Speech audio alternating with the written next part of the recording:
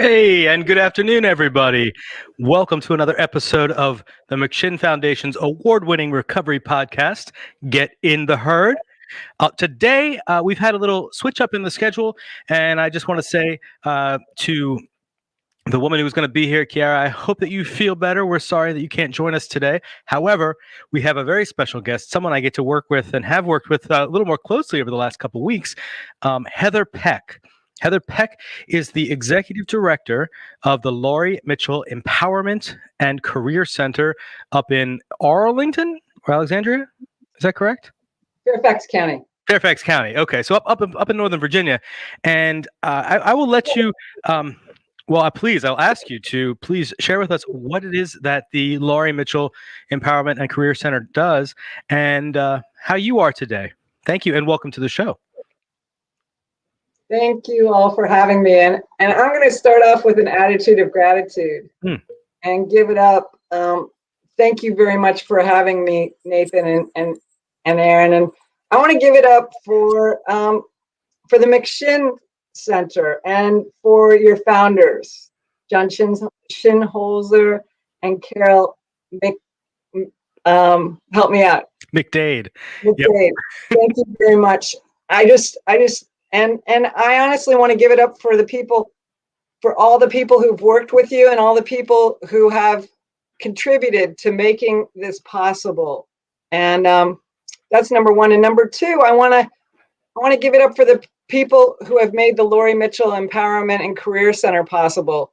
And we have a parent organization that helped us out big time called Service Source. Bruce Patterson, the CEO there, partnered with Ray Bridge, our founding person, and one of our colleagues, Marjorie Freeman, who became our board president. And we also are giving it up today for Fairfax Falls Church Community Service Board, Michael Lane, and Department of Behavioral Health and Developmental Services, Mark Blackwell, who make our work possible. And so our mission, Laurie Mitchell Empowerment and Career Center mission, and our people become self-supporting with Tele-Employment support now and Tele-Skills training that ensures obtaining and sustaining competitive employment for people with trauma, mental health, substance abuse, and potentially justice system challenges. And our vision is that all of the United States of America and Virginia and our communities become empowered, mutual, and fully employed in ways that we have healthy employment. That's a fantastic and important mission, especially, when I work with individuals here, and myself included, when I first got into recovery, it was more of a, what am I going to do next? How am I going to make any money? I'm a felon now. Clearly I haven't had a really good track record with my jobs, over the years. And so, and for me, I'm a person who came through and did a lot of hospitality work. So I was in the restaurant and bar industry for a long time, and it was daunting. I was legit scared to get a job, because I'm like, I knew that being around the same types of people, the substances, that I just knew in my head, I said, I don't think I can do that. And I was scared. I was legit scared. I ended up staying here to work, which is great. I found my calling here at the McShin Foundation. Exactly. So how do people get involved with the Empowerment and Career Center?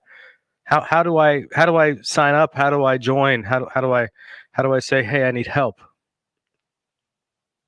Well, people come to us in more than one way. A significant part of our resources is dedicated at the Fairfax Falls Church Community Services Board, and they have their own system. So that's let's say only open to that CSB. And then statewide, what people can do is call us, email us, and that's the launch point. We have a zero barrier to services. That's amazing. So how many individuals do you service on a regular basis? What's the... We were really blessed last year to serve 376 folks in one way or another. That's fantastic. Looking at the looking at the comments, Johnny Fab in Pennsylvania. Good to see you, Johnny. Denny Wilson, Denny, and I'm this comes back to you here. Denny Wilson visited us last week from where was he from? He's from Ohio. He was from Ohio, and he's in Akron, Ohio right now, visiting the birthplace of AA. Denny says hello and greetings to everyone from Akron. The reason I bring that in is Denny was celebrating 20. I think he celebrated 29 years or something that day. And so I understand that we talked earlier, so I'm not revealing anything I'm not allowed to, I believe, but over 35 years of long-term recovery. Is that correct? Yes, and as I said to you, whoever got up the earliest this morning, and it wasn't me, they've been sober longer today. I love that. I love that. I work a one day at a time program too, and I was probably up around 6. So that's great. That's great. I love that. So well, tell me. So how do you maintain your recovery and do the work that you do with the challenges that we all face, in recovery? Well, let me be straight up and forthcoming. I understand that you had me here partly because this is Mental Health Wellness Month. Yeah. And, so I hit my first AA meeting when I was 16. I hit a psychiatric hospital when I was 19, and I didn't get out for 19 months. And the folks there who were doing their best diagnosed me with schizophrenia. And then by mercy, they changed, another crew of healthcare providers changed my diagnosis to bipolar. And I'll tell you what, those antipsychotic medications are not, they disabled me. Let's be clear. They disabled me. And then, with being on lithium, it was like you can under doctor supervision, you can bring your levels down. And it's been decades that I've been free and clear from psychiatric meds. I will say if I ever get off track with sleep, I will use a PRN. And that was an important part of my my ongoing wellness. And I will say this, I work the steps. I work the steps with a lot of rigor. And I told you that I'm a triple winner, right? That I am in recovery from alcoholism and addiction to a whole bunch of things. And I am recovered from my mental health challenges, and I work my mental wellness every day. And most recently, we're working with Pat Deegan Associates, personal medicine coaching, and medication optimization is on the horizon from her work. And that's all about that, like, physician, and I am my own healer, right? Physician, heal thyself. We are all wounded healers in the recovery community. And I'll tell you what, the number one thing is, Nathan, is I am rigorously honest. I've put truth before love, and I have people around me who say, Heather, you're doing well. Heather, you're off. You need a course correction, Heather. And I have employment supporters. Like, being executive director is not a cakewalk for me. Maybe it is for other people, but it's not a cakewalk for me. And I have 4 employment supporters as of today. And so I receive what we give, which is employment support. So what kind of, so walk me through, if you would, and thank you so much for sharing your story. And I did forget to mention at the top of the show that today, that May is Mental Health Awareness Month, and that was going to be discussed with the topic for the day. So I'm really glad you reminded me and brought that up. I've done a lot of memory destroying substances over the years, and I'm still recovering that part of my brain. But so glad to have you and to talk about the employment part that you do, because with mental health challenges, with substance abuse over the years, with criminal justice involvement. These are significant barriers to sustained sustained recovery, but also sustained employment. What do you all do? What is all the teles? Well, the coolest thing is that like 4 or 5 years ago, I was introduced by the CSB, by actually Laurie Bell from the Fairfax Falls Church CSB, to IPS Supported Employment. It's Individualized Placement and Supported Employment. And it was initially, it's been going on for 30, 40 years, Nathan. Wow. And it is the international evidence-based practice that's being there's 500 programs nationally that are using IPS supported employment. And honestly, Laurie Mitchell Empowerment and Career Center, we pioneered it as a peer run program, and it rocks the house. So let's start with a significant challenge, right? People who have been involved with the justice system. I just give great gratitude to the IPS supported employment people, because they did a major evidence-based study on supporting people, many of whom were felons, some of whom were convicted of everything, convicted of the worst things that folks can be convicted of. And what they found, that's the coolest thing, IPS stands for Individualized Placement and Support. So our job when we're at our best is we learn what are the gifts, talents, and skills of this individual.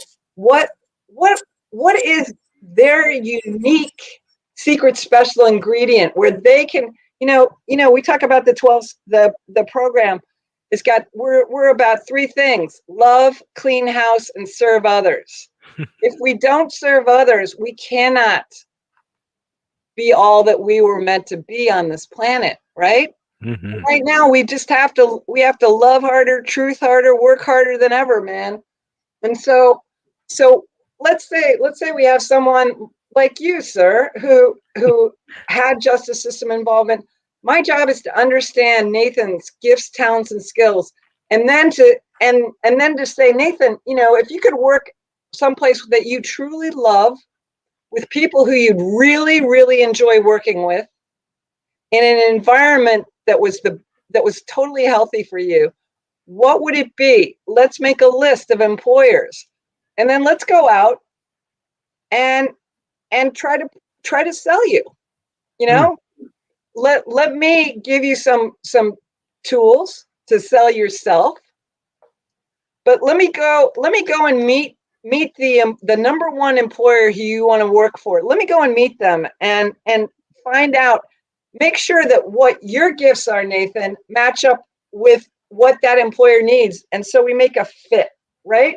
We make a joyful fit so that you're going to enrich that business as you're doing at McShin. So you're going to enrich that business, and you're gonna be self-supporting through your own contributions. Does that give you? Do you want more? Well, I would like to be a C-level executive at Microsoft or Apple. So if we could get ourselves to that, probably Apple. I know Justin, our producer over here, is a big Apple guy. With my Android phone. Anyway, I'm being silly. But so how much does it cost if I'm a participant coming in off the street and I say, hey, I need some help with some employment services, and I've got these significant challenges. How much does it cost for me to receive your services? Well, we are very modestly funded, and there is no charge for our services. That's crazy. Now, and I use that in a non-clinical term. I'm sorry, but what I mean by that, it's funny. Heather, I'll talk to you about this later. But I've learned so much about the importance of language, and I sometimes I still go back into habits, and I use words that I know are damaging, and then I catch myself, and I have to laugh at myself because I know that I'm still growing. It's actually helpful to me to laugh at myself, but. So that's amazing that would still be a free service that you can provide to people. So you're funding is modest. How can you get more help from the community? We are a 501c3. I'll be straight with you, Nathan.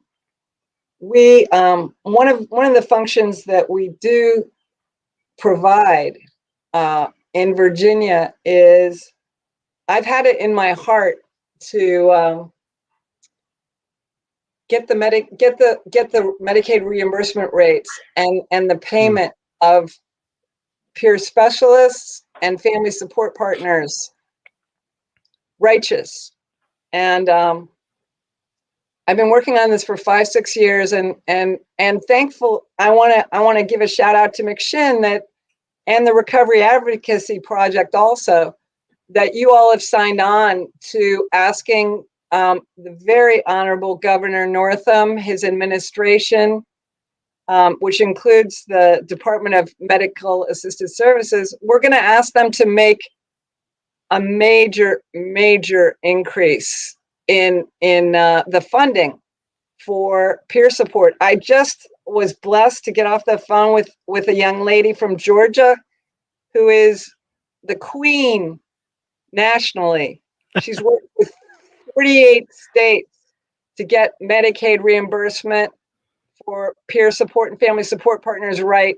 So I feel like there's this wonderful synchronicity going on right now, that we're going to get millions of dollars more from medication, from marijuana taxes, from the opioid settlement, and from other sources. We need to get a lot more money into peer support and a lot more money into employment support.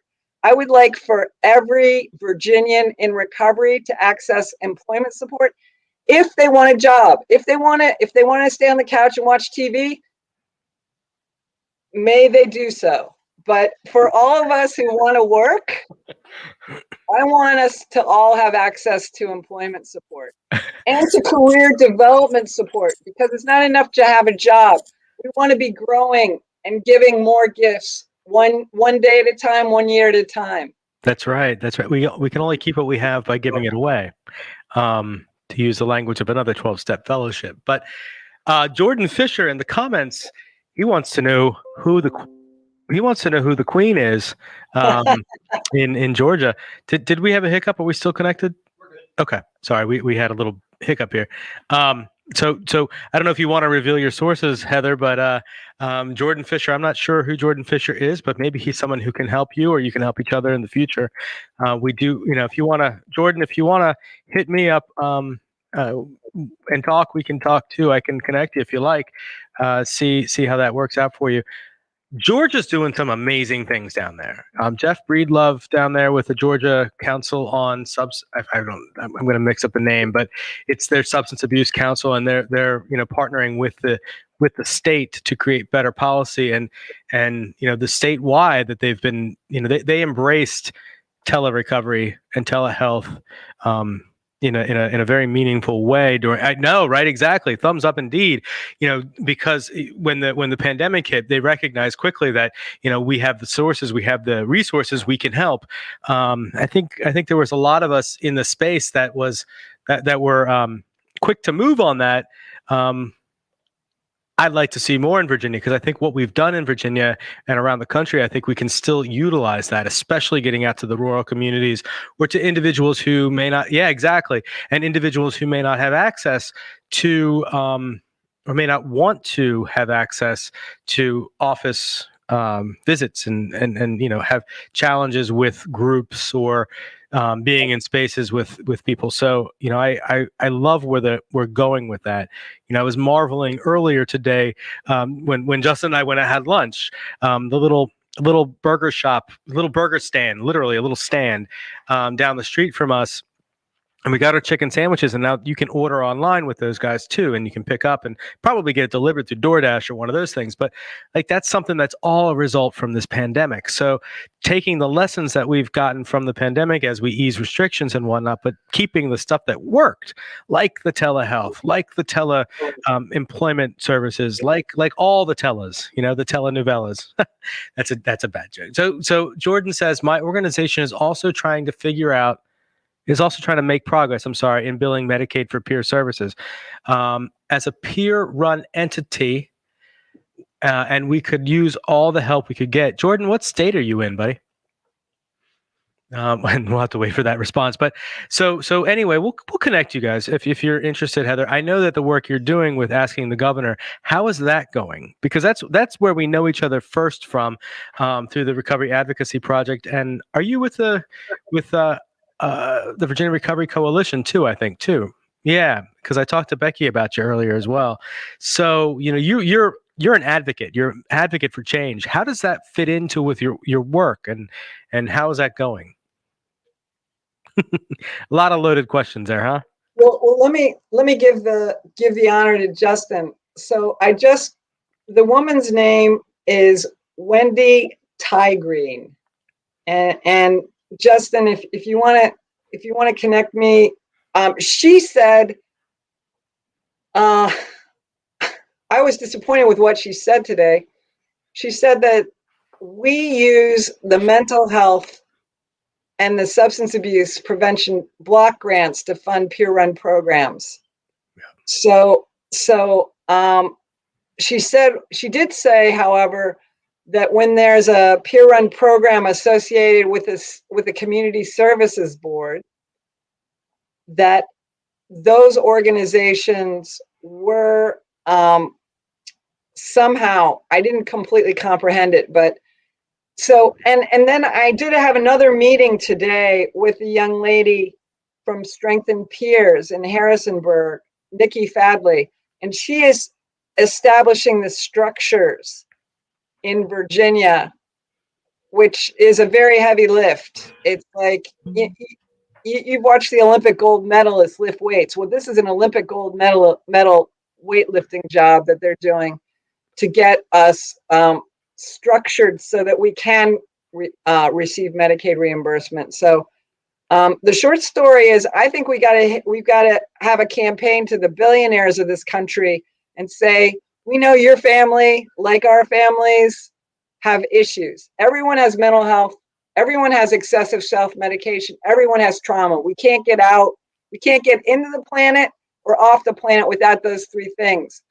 So we need to uplift, like they did in Australia. In Australia, they collectively decided. They said, we know young people who have died from overdose. We know young people who have died from suicide. We need to help the young people like never before, and we're going to put billions of dollars on the table. That's what America needs to do. We need to follow the power of example of those folks down under, and heal America. That's definitely a challenge, and an important challenge for us to work on together. Jordan says they work for Nikki. So that's kind of funny. Well, y'all need to connect after this and laugh and talk. Small world, Jordan says. So you serviced over almost 400 individuals last year received services through the Laurie Mitchell Empowerment and Career Center. What is the range? Now I'm going back to this because I'm really fascinated by this personally, and how this can be, what's the word I'm looking for? Brought to Richmond. We're hours away from you up there, in Northern Virginia, and maybe something like this brought to Tidewater, and something branching out into the rest of the Commonwealth. What is it that all of those individuals received? What is the top thing they're receiving, I guess? So the number one, okay, let's focus on our primary purpose is employment support. Mm-hmm. And what they're receiving is one-on-one employment support to, encouragement, walk alongside them. And for example, we support them to sell themselves. I have a background in marketing and sales, and people have to understand the needs of the people they want to work for. And then they have to do an honest moral inventory. Like, am I going to be the right person to do this gig. And we, you know, we support people to yearn for employment, to keep their chins up and keep at it, because it's like the hardest job is searching for a job, right? So we work with them over Zoom, over the internet, and then we can go out in the community with them and visit employers and help make that match, right? So we're, you know, the key things are from IPS Supported Employment are rapid job search, rapid job development. And you know, again, we are a business improvement organization. We want to make the businesses that we match people up with, we want to make those businesses stronger. And of course, sometimes things don't work out. And we just say, okay, that didn't work out. Chin up, right? You know, so you got cut from that team. Let's find a new team. Let's find a team that's going to work for you and work for the employer. So that's that. We're also, we brought into Virginia last year this work called Certified Personal Medicine Coaching. And bottom line, it's like, what do we do to stay well and get well? And, you know, we were just talking this morning, Nathan, off the cuff, you know, like we all fall down, right? We all fail forward. And Pat Deegan is a young lady who in her senior year of high school had a massive break, a massive psychiatric break. And she was put on the same drugs I was put on.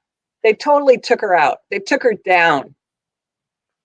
And she was abused, you know, we call it medication restraint and medication imprisonment, man. And what she said to herself was, I want the keys. I don't want to be locked up anymore. And she you know, she did the Olympic lifting and got herself through community college. She got herself all the way through a PhD.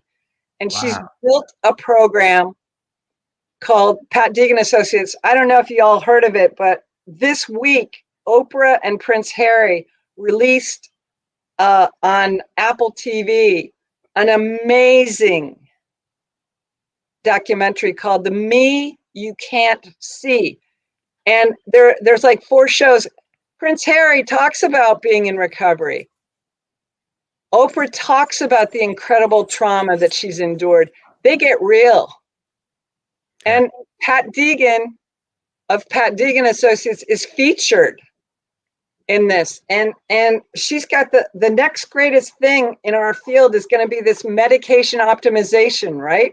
Medication optimization for people who take antidepressants, you know, who are facing anxiety, who are facing, you know, how do I get off opiates, man? Medication optimization for getting off opiates. So that's the next great thing coming from her. And we're doing the personal medicine coaching so that we can be like really fit emotionally, mentally, spiritually, and physically. That's an amazing field that you're telling, that, you know, we discussed this morning, and it's something that, you know, I didn't know we needed, but now I know we absolutely need. And which brings me to this. So with the individuals you work with, right? You have a staff. Are all of your staff certified peer recovery specialists? Is that, are they being reimbursed through that? This is maybe pedantic for a lot of people, but are these peers that are working with your individuals? So it's peers helping peers. Exactly. So the individual helping is an individual who has been in shoes very similar to the shoes of the person in front of them. We know that in recovery from a substance use disorder, one of the best ways to help another individual is to have another individual who's gone through it, who can work with them. And I love seeing that, you know, from the mental health, from the substance use disorder, as we branch off into the facets of recovery that I need to work on. I know that, personally, when I looked for a sponsor in my 12-step program, I looked for somebody who had the things that I wanted, not the person who was going after those things, because that person doesn't know how to get that, the person who had what I wanted. Turns out, I kind of stumbled a little bit here and there because the things I thought I wanted weren't the things I wanted, as it turned out. But now I've got someone who has peace of mind and serenity. So for me, I need people in my life who have the things I want, who are continuing to uplift me, inspire me, but also show me without judgment. And that's amazing. And this field of what was it? Certified personal medicine coach. Certified personal medicine coaches. That's incredible to me.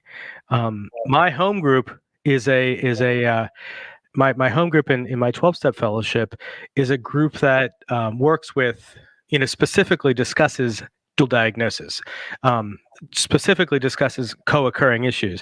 And, there's no coincidence. I enjoy that group because I get to hear the things I really need to hear out of that group. So I have peers with lived experience who can talk to me about what they've gone through without judgment.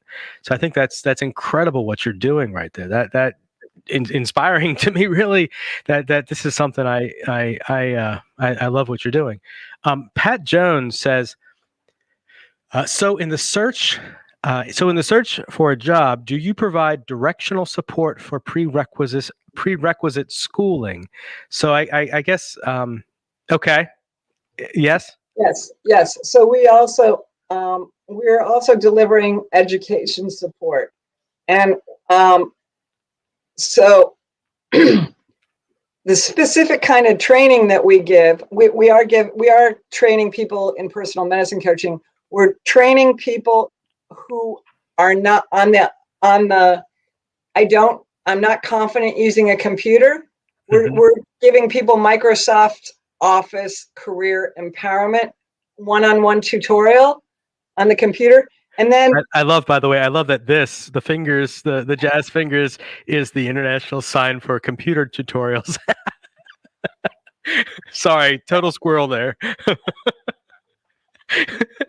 I stopped and made you laugh. I'm sorry.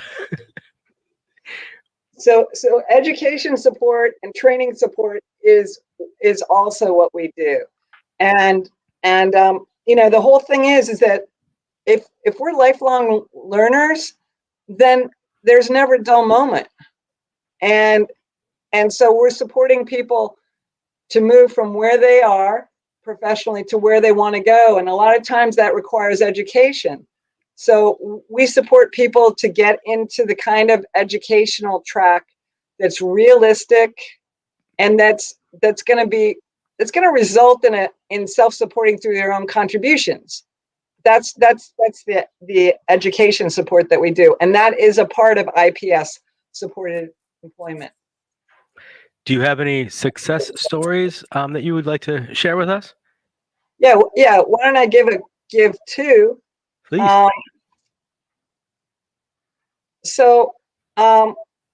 These are stories of people who were, they had to.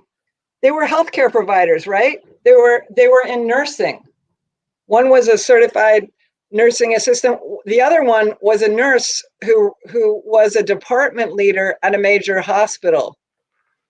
The second one, the nurse, she used substances, and it was interpreted as a suicide attempt. And she was suspended from her license, and she got involved, and she had to make amends professionally, and she did a huge amount of work to get reinstated as a nurse. And we got to know her when she was in the I need a job ASAP mode, and we just walked alongside her, and she came to us thanks to the Depression Bipolar Support Alliance of Falls Church, and she was getting credit for being involved in their in their groups. And she was all in, and she was involved in our Tele-Employment strategies group. And she got one-on-one support. And wouldn't you know it, a lot of the initiative, it has to come from the individual, right? So she got reemployed at a major hospital in Northern Virginia. And, she's so busy now that she doesn't have time for much self-help work, but she was a healer, and she is a healer, and she's back at it. And the same thing came true for the other young lady. She was wanting to get back into nursing, and she told us, hey, I had a charge. I had a charge for marijuana. And the cool thing about IPS Supported Employment is, it's just like the program. Be rigorously honest. Be upfront. And about two things, about having the charge or having the conviction, and what you've done to make amends. And if you've done things to make amends, then you inspire people to hire you, man. That's just the way of the world. We can inspire people with how we've made amends and with what we've done to get ready to be awesome employees. I love that. I love that. And it's these success stories. Well, it's these stories, that they don't have to have success, but it's the stories that connect us to each other. Because, I believe that we're all one story, and we're all different, little pieces of that same story. What are the biggest challenges, aside from obviously funding, what are the biggest challenges that you face for your individuals and for you as an organization? Hmm. Well, let me see. There's always my own internal challenges. And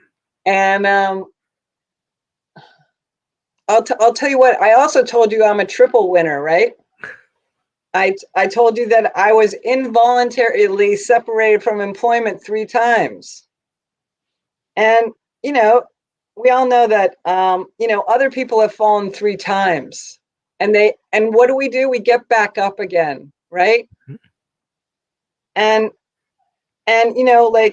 so inner challenges I have are self-will run riot. Hmm. Do you mind say more on that? Maybe not you don't have to share your personal self-will run riot, but what does that mean to those who may not quite understand that? Well, I'm going to read from something called the Big Book right now, and it's right here and how it works. And it says, when we sincerely took such a position, in other words, first of all, we had to quit playing God. It didn't work. Next, we decided that hereafter in the drama of life, a higher power was going to be our director. So all sorts of remarkable things happen. We have a new employer. Being all powerful, this higher power provides us what we need. If we keep close to our higher power and perform our higher powers work well. Now let me talk about that.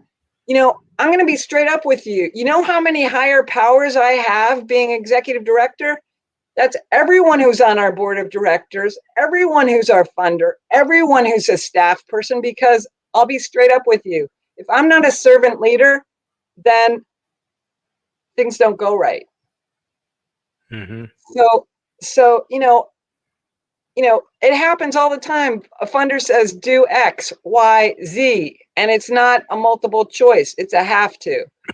And to be honest with you, my past response was F-bomb you. And that doesn't work. Yeah. That, who hurts the most? Mm-hmm. The person in the mirror. Yeah. And I'm like, all right, I really don't like this, I go to my employment supporters and I say, guess what stinks the most today? and they help me stabilize. Mm-hmm. So, like, how many I am not fighting with reality anymore. As it's not that I never fight with reality. Let's be rigorously honest here.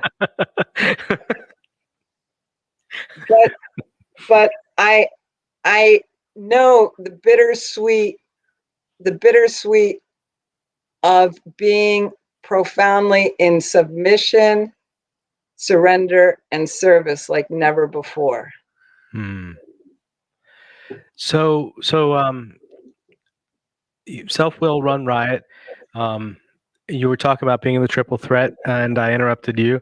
Appreciate that aside, because it's funny. I'll tell you, I have a little story about self-will run riot that has just actually, I'll just tell the story because it's funny, and I think our listeners will appreciate my silliness. I rent a room in a house, and Justin knows this story. I rent a room in a house in Willow Lawn in Richmond, and to quiet street. It makes a little arc, 12 houses on the street. I started parking on the wrong side of the road a couple weeks ago when the leaves came out, and the birds would sit above my car, and they would do what they do on top of my car. So I just started going to the other side of the street, parking on there. No problem, Didn't even really think about the fact that it's it's illegal to park on the wrong side of the street. What is that? No, the Microsoft noise that we just heard. Are we still live? Yeah. Okay. Anyway, sorry. That's that. I just want to make sure that we're still broadcasting. So a couple weeks ago, 7:15 a.m. on a Saturday, the police are at my front door. Now, we hear, and I'm thinking, what the heck is that? I can't see the front door from my house or from my bedroom, so I'm just like, well, I know it's not for me, So I'm just going to sit here in my room and be quiet. But sure enough, I hear my roommate, my housemate, hollers to the door, saying, "Nathan, the police are here," and I'm like, well, let me go talk to these guys. I'm I didn't, they're not there for me. Well, it turns out the cop was there for me, and he was kind of rolling his eyes. He's like, yeah, the neighbor across the street, she says she complained about you parking the wrong side, so you need to move your car. And I'm thinking, what the hell does this woman have to complain about? Whatever. There's like, and to give you some backstory, it's kind of a pain in the neck for me to have to turn the car around, and in the morning I'm gonna have to turn it back around just to get the heck out of that curve. So like there's a little logic to the way I'm parked. It's not just that I want to park on the wrong side. So me being me, I did turn my car around and I put my car right back where it had been. And I'm thinking, I'm going to put some signs in the window with a finger up and all that. I'm like, I'm not going to actually do that. But, my stinking thinking, right? Well, about a week goes by and I'm like, you know what? To heck with this woman. To heck with it. I'm just going to park. Let her call the cops. Let her get in trouble. Richmond City cops have way more things to do than come out for a parking violation on Saturday morning. Maybe they'll just give her a citation for disturbing the peace or, getting in the way of the cops. So I got a ticket yesterday. and I talked to my housemates and I said, you know what? I'm going to go to 4 tickets. They're $25 each. I said, in my head, I'm like, I'm going to keep parking that way and I'm going to make her call. And I'm going to make sure that either she gets in trouble for that or I get up to 4 tickets and then I'll stop because $100 is my pain threshold for this. And I'm adamant about this. I've been sharing it with my friends and some of my friends, are like, you should take a dump in her house, and they're kidding. But a lot of my friends are like, Nathan, is this really what you want to be doing? How you want to spend your time? And I've been talking a lot lately about not wanting to spend time on things that I don't care about anymore. And here I am focusing on this one thing that all I have to do is just say, you know what? I can be wrong. or I can be right, she can be wrong, and that'll be okay. I can just do what the law says, and I don't have to continue this fight, because ultimately I'm hurting myself. So I got home last night, and I sat down with one of my housemates out in the front porch, and I said, "I'm going to keep doing this." I told him my plan until I get up to 4 tickets or she gets in trouble, and that's what's happening. And he's like, "Well, Nathan, have you thought about this?" And I was like, "What?" Well, what else? We're not doing anything terrible right now, but what else do you think she might try to do if she's being that petty? And I was like, "Oh, yeah. What else could she possibly do? I don't know what she could possibly do, right? But why would I want to put my housemates through the pain and the trauma? Because it's traumatic having the police at your door first thing on a Saturday morning. Trust me, I was not happy about it. And so I sat there and I listened to him and I thought, yeah, I don't need to put them through that. I'm just gonna let her have this one. And so I know that when I go home today, I'm gonna park correctly. I'm not gonna do anything passive aggressive, like I'm still bitter about it, but I think I'll get over it. And I think I'll have a little more respect from the people in my house. But that for me is self-will run riot, because if I hadn't had that conversation with my housemate last night, I would still be doing this crazy stuff. I would still be just stuck in the insanity of my, no, I'm right and she needs to be right, and who cares if I'm on the wrong side of the street, blah blah blah blah blah. I was digging my heels in. And the reality, of course, is that righteous indignation is the dubious luxury of normal people. Or I'm misquoting the big book there, but so I get that. I get that self-will run riot, and I'm grateful I have people around me who can help me with perspective on that, because I don't want to be angry today. I don't want to be, and I don't want to live in resentments. And if she's, I don't, and I've never met this woman. I have never met this woman. My housemates have. They say things that aren't particularly nice about her, so I have an idea built on that. But I've never met her. I don't know anything about her, and she's just going about her day. So I think I need to give that up. Anyway, I know that was a long story over nothing. Heather, in an ideal world, getting back to you and Laurie Mitchell, in an ideal world, what do we need to do to support employment for individuals with mental health, substance use challenges? Well, I'm gonna come alongside and say everyone in the world has mental health. Everyone in the world excessively self-medicates somehow. And we all are learning how to live with trauma. Yeah. And what we want, so what is healthy employment? I mean, I am an idealist. Healthy employment is where all of us in the recovery community, that we're fulfilling our potential in the community of our choice. And, some people need to work physically, like landscape their hearts out, right? I love, yeah. Let's hook them up so that they can be the plant medicine people that they are. We all need to eat well. All of us could be doing a little something to grow our food. That's a little, if you got a window, if you've got some water, if you got a clay pot, why not grow a little herb? And I'm not talking about marijuana, but Up to 4 plants. if somebody really, whatever herbs people vitalize people, we can be doing that. We don't need to get a job. But for those of us who want to work and who want to give, we need sometimes support. We need a hand up, and that's what we do. And I walk the talk, man. I have 4 employment supporters. One who is my life partner, one who's a strategist, who's a great business person, who's been a CEO of multiple organizations. That guy really it's the reason why our organization is still standing and thriving. I have another employment supporter who just is emotional support. And I have another one who supports me in every way, spiritually, emotionally, mentally, physically. So we need people in our court to help us be all that we can truly be. Yeah. I love that. And I love what you're doing there. And I hope to see how that model can be more portable and brought to Richmond and Tidewater and Southwest, and how we can, bring that out to the betterment of the entire Commonwealth. So our guest today has been Heather Peck. Anything you want to add to say goodbye? It's coming on the hour there. Great conversation today. I appreciate you stepping in. Thank you so much for having me. And I come from a business background, and we care about return on investment. And that's what you get from employment support, is a high return on investment for everyone. That's awesome.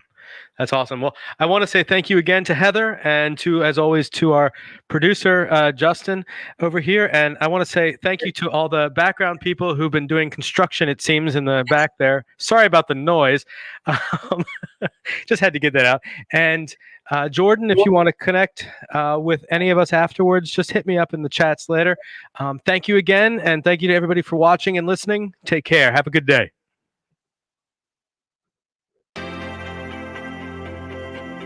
Here at McShin, we believe in the McShin way, which is authentic recovery support service providers, people with lived experience, bringing that experience to those who need that lived experience in recovery. Here at McShin, we believe in many things to support our mission. We believe in women empowerment. What I love most about what we believe here at McShin is we believe in the authenticity of the peer-to-peer approach. Here at the McShin Foundation, we believe in giving people opportunity. Here at McShin, we believe in the inherent worth and dignity of every person. At the McShin Foundation, we believe in helping people reach their full potential. Here at the McShin Foundation, we believe in multiple pathways to recovery. Here at McShin, we believe in placing principles before personalities to help spread hope. Here at McShin, we believe that recovery is possible, and that any person seeking recovery can become a more acceptable, responsible, and productive member of society. Here at the McShin Foundation, we believe in self-discovery. Here at McShin, we believe in saving lives and offering second chances. Here at McShin, we believe you can do this.